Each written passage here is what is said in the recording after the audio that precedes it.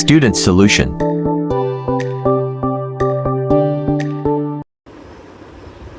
बिस्मिल्लाहिर्रहमानिर्रहीम अल्लाहुम्मा सल्लि अला मुहम्मदिन व आले मुहम्मद व अज्जिल फ़रजहुम। अस्सलामु अलैकुम डियर स्टूडेंट्स, क्या हाल हैं? उम्मीद है आप सब ठीक होंगे।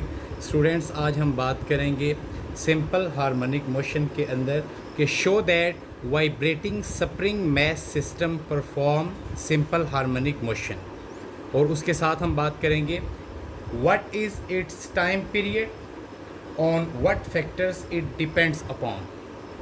हमने ये बताना है कि जो स्प्रिंग मैस सिस्टम है, जब हमारे पास स्प्रिंग के एक सिरे पे हम एक मैस को अटैच करते हैं तो उसकी जो मोशन होती है to and fro oscillatory motion, वो सिंपल हार्मोनिक मोशन है।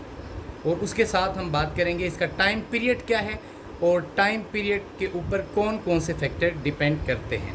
तो यहाँ पे स्टूडेंट्स हम बात करते हैं फर्स्ट डायग्राम में हम देखते हैं कि हमारे पास जो स्प्रिंग मैस सिस्टम है, जिसका हमने प्रूव करना है कि ये सिंपल हार्मोनिक मोशन से मूव कर रहा है। सिंपल हार्मोनिक मोशन के लिए स्टूडेंट्स हमारे पास जो कंडीशंस हैं याद रखिएगा।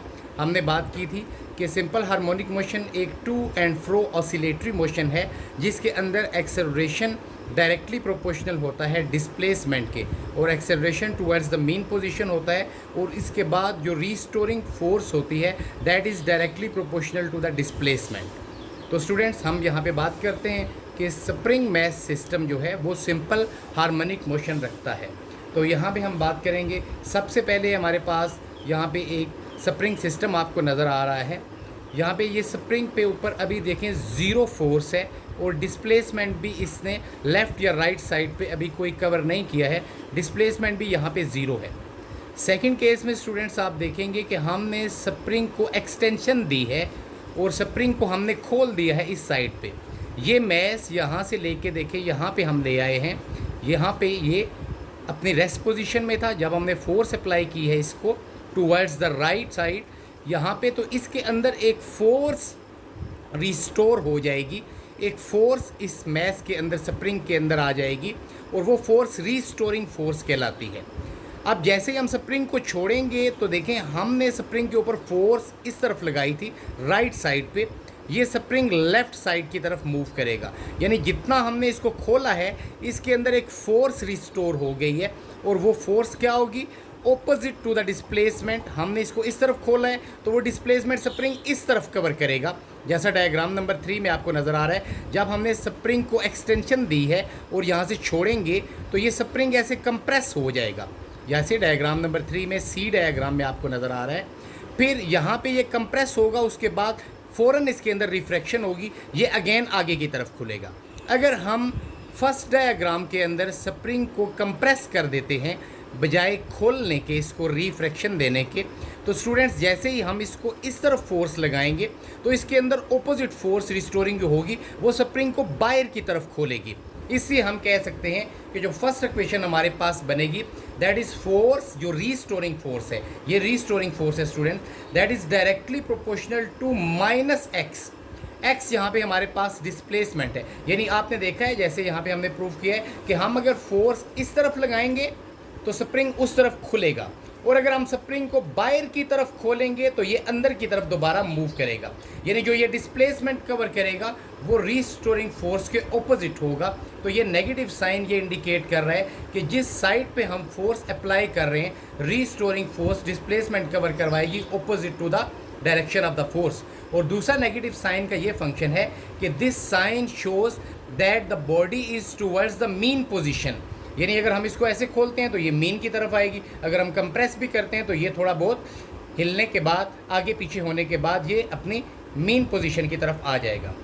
अगर हम हुक लॉ को देखते हैं यहाँ के अंदर कि फोर्स डायरेक्टली प्रोपोर्शनल है माइनस एक्स के, डायरेक्टली को अगर हम इक्वलिटी में कन्वर्ट करेंगे तो हमें एक कांस्टेंट लगाना पड़ेगा के।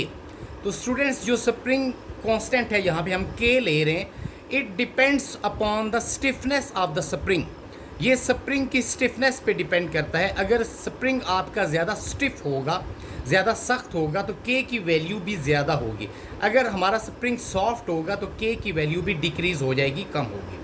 तो फोर्स डायरेक्टली प्रोपोर्शनल है एक्स के माइनस एक्स के, जैसे यहाँ पे हमने बताया हम फोर्स उस तरफ लगाएंगे, डिस्प्लेसमेंट इस तरफ कवर होगा, तो ये माइनस साइन शो कर रहा है अपोजिट डायरेक्शन को। उसके बाद अगर हम प्रोपोर्शनैलिटी को स्टूडेंट्स अगर हम इक्वलिटी में लेके जाते हैं तो यहाँ पे हमारे पास कांस्टेंट के आ जाएगा। अब from second law of motion हमने प्रूव किया था 9th क्लास में कि F is equal to ma, force product होती है, द फोर्स इक्वल होती है product of the mass and acceleration के। F is equal to ma, force equal है ma के, ये सेकंड लॉ ऑफ मोशन है।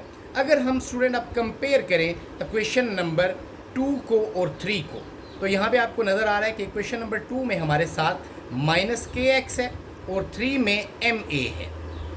अगर हम इन दोनों इक्वेशन को कंपेयर कर रहे हैं, कंपैरिजन के अंदर स्टूडेंट्स आपने देखना है कि जो साइड एक जैसी है वो नहीं आपने लिखनी है। 3 की भी साइड f है यहाँ पे और 2 की भी f है। हम जब कंपेयर करेंगे तो यहाँ पे हम 2 की ये साइड लेंगे माइनस kx और इसको इक्वल करेंगे ma के।